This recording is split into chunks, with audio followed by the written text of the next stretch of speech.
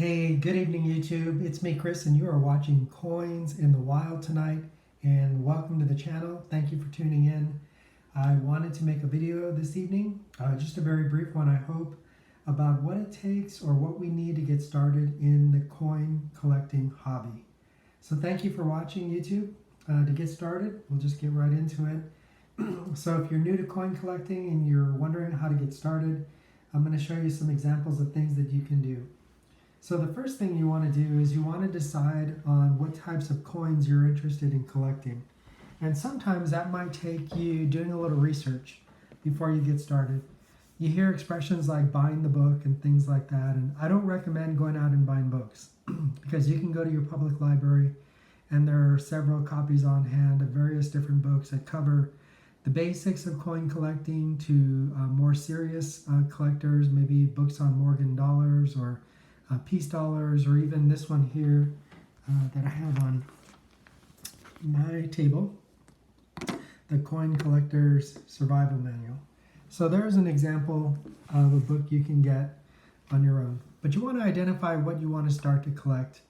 One of the easiest things that you can do is you can collect proof sets. You can go to your local coin shop. You want to find proof sets that are low priced. You don't want to get in over your head. You can't expect that you're going to make a lot of money collecting proof sets or mint sets or anything like that until you learn to identify varieties of coins, looking for key dates, and certain sets that contain coins that perhaps have an error in the set, like a no S or something like that on the proof sets. So those are just some basic examples.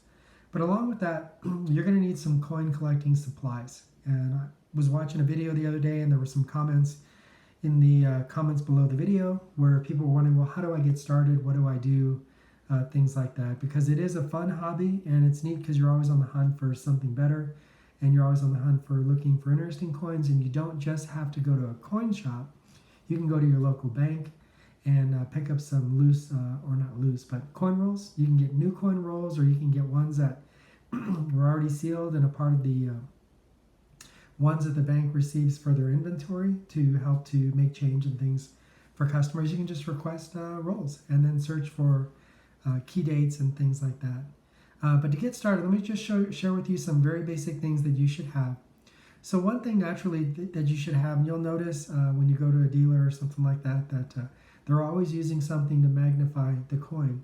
And you are going to need something like that to get started so you can take a close look at what you're actually maybe buying or maybe you're interested in. So here's an example. Let's talk about some examples of ones that you can pick up. So this one is something that I picked up at Office Depot, and this is a 5x coin magnifier. I'm going to take that off. Okay, 5x coin magnifier. And the reason I have this one is it's the basic one that I put in my pocket whenever I'm going like to a coin show or to a coin shop, and it's the one I carry with me so I can take a quick look at whatever it is. Now this one's nice, 5x magnifier, works very well, and it even has a light on it, as you can see there, and so that helps me get a close-up view of the coin, and it easily fits in my pocket. So you want a portable magnifier, and you want it to be 5x magnification. Now let's talk about another type of magnifier that you should have as a part of your hobby supplies, you might say. So this is one that I picked up on Amazon, and I put it back in the box just for illustration purposes, but this is a Carson 10x stand magnifier. And what this does, you'll notice on the picture, is that it's got the magnifier on top, so the little lens on top, and then below it has the acrylic base, and then it's taking a look at the object. And what this allows you to do, it allows you to look up an item at twice the magnification as the previous magnifier, and it also allows light in so you can see the details of a coin. Now this one's really important because this is similar to the magnification they use for grading coins when you send a coin off for grading. So if you're not familiar with it, there's two coin grading companies that are considered the top tier, and that's PCGS and then NGC, and you can learn more about them by doing a search online for their websites. So this will start you off. You need one of these because you need to be able to identify the differences in qualities between coins. So you might take, for example, I'll give you two examples. You might have multiple coins of the same kind. These are 2 1943 Lincoln cents. And you want to be able to identify which coin is better struck, which one has clearer fields, which one has fewer marks, in case you decide one day that you want to send it off for grading, or just because you want to keep only the best quality coins in your collection. You're going to need something like this to be able to examine the coins. It's a Carson 10 times magnifier, and you can get it for less than $5 on Amazon. No, this is not a promotional video, so I don't have any links below, but you can find them and you can pick them up yourself. Now let's talk about what else you need. You're also going to need some safe flips. And the reason why you want to have some of these on hand, these are Mylar flips, and this is the packaging, safe flips. The reason why you want this on hand is eventually for long-term storage, the cardboard flips or holders are not very good for long-term storage. You can actually impact the quality or the condition of a coin by using one of these cardboard flips, and I'll show you. I actually have some here. And so as soon as you can, you want to get them out of these cardboard flips, especially if they're better quality coins, and you want to get them into a more appropriate or long-term storage device, and that would be these safe flips, these safe Mylar flips. Yes, they're very hard to store in the safe Mylar flips, but they're actually safer and they're going to be well protected for a long time. Now the other thing that you're going to need is I have a binder that I use for some of my different coins. I'm actually starting a second one, but I want to show you this one. So this is a binder for some of my coins, and as you can see here, some of these are actually in those 2x2 flips. This example here, the 1980 proof Lincoln cent with the S mint mark.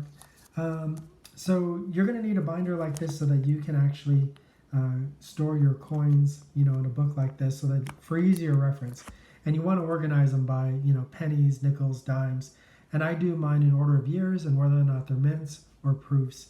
And so you'll have to go online and you can order, again, you can order on Amazon or wherever you prefer, but you can pick up these coin holding sheets. And I think you can get like 50 for like $10 or something like that, or 20 for $10. They're really inexpensive. And that'll get you started as to how you should be able to store your coins.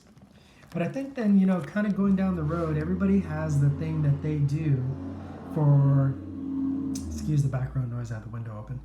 Everybody has the thing that they do for little things that we build for ourselves eventually to help us to keep our coins well protected and safe. So, for example, I'm going to use mine as an example. I don't think I showed this on camera, but I actually bought this and then I built it out a little bit, and you'll see me store some coins here. You can see some of these coins here. These are ones that are going off for grading to PCGS. The base of this here, this little white area, is a double membrane that's a foam or some type of a spongy membrane that I use to protect my coins, so that when I have to use my Carson 10 times magnifier, I don't have to worry about my coins getting scuffed. I put them down on this membrane and it won't damage them at all. It doesn't leave any marks on them or any residue. And then I can actually mount this on top of the coin, and then I can look at the quality of the coin. And I kind of built this out for myself. And I just went down to Walmart to the hobby area and I picked up this frame, and then it was just a simple wooden, it's almost like a wooden plate. And then I bought some of the membranes and I glued them to the bottom so that I wouldn't damage my own coins. And it actually keeps it too safe. I can carry this around from one room to the next, and I don't have to worry about coins falling out of my hands or falling on the floor, because it's got plenty of ridges along the edge there, so they're totally safe. My coins aren't going anywhere when they're in this. So that's a nice way to actually keep your coins well protected and safe. Now, finally, there's one other thing. As you get better, and people that look for varieties in pennies and other coins similar to that, there's actually one other thing that you need, but this is really not something for beginners, but I want to share this with you. So when you're looking for like double dyed pennies, Lincoln cents, and stuff like that, you need something like this, which is the 20 times jeweler's loupe. It's a high power magnifier, and it allows you to see like the words liberty and stuff on a Lincoln cent up close, and you can tell if there's any doubling on the coin. So this is a really, really nice tool to have. This costs a little bit more money. I think this was like $16 on Amazon, but it's a nice thing to have as you get a little more experience. but this is definitely not something for beginners. When you're just starting out, you want to learn to really just look at the basics of a coin. Like, can you identify the difference between a close AM and a wide AM? And do you know the difference between a mint set and a proof set? And then, where you can, always look to buy deals on coins. Even local coin stores have coins that they don't feel are very valuable, and maybe they put them in the bargain bin or in the bargain notebook like this. And when you see things like that, that's where you want to start. The dollar or two items is all you want to begin picking up. You don't want to spend too much money because you're really not ready to make an investment in coins. The first year or two, you probably spend a lot of time just learning what you need to look for and how to identify varieties and things like that.